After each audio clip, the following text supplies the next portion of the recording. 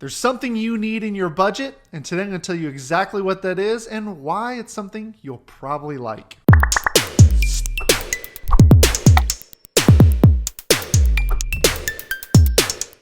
What's going on, everybody? Craig here. I'm a financial coach who loves helping people break the paycheck to paycheck cycle so they can finally find some peace of mind when it comes to their money. Now, budgeting is tricky and it's really difficult when you're doing it alone, but there's a whole nother level of challenge if you're married, right? So for those of you who are married and you have a spouse and you're trying to do this budgeting thing together, there's a lot of times where it can cause fights or it can cause more issues that maybe makes you feel like, is this even worth it? Is this causing more trouble than what it's worth? Well, there's something that I think every single married couple needs within their budget, and it's going to save you from those fights. It's going to help you stay on the same page, and it's also going to allow each of you to maintain some autonomy in your finances. So today I'm giving you 3 tips around what we call fun money. Now, fun money is money you get to spend on whatever you want. It's money that you're enjoying, whether it's food, whether it's ordering something off the internet. It is your money to use as you see fit. While it's important to work together and have common goals and have one common budget, we still want some independence financially. We want to be able to spend money without having to check in with another person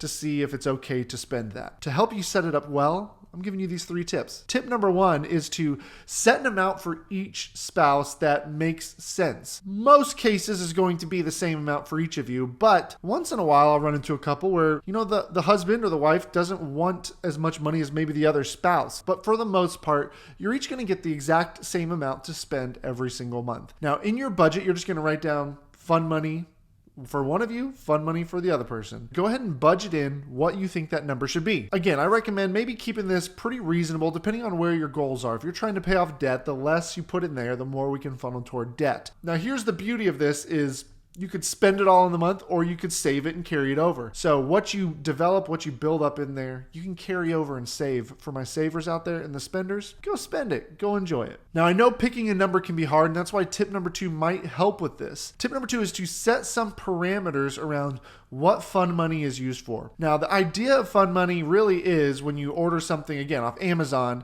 a package shows up. It's not something that's going to cause a fight because the spouse who didn't buy it, they're not wondering, okay, where did this money come from? This wasn't in our budget. What did we buy? No, it was the fun money. It's yours to spend, so you just do it without having to worry about whether it's throwing off your budget. But here's where issues can come in, where we need to set parameters is what is considered fun money and what's not. Restaurants, clothing, different things like that. When does that cross that boundary into fun money? With restaurants and going out to eat, if you're going together or as a family, that's from your restaurant budget. If you're going out alone, pull that from your fun money.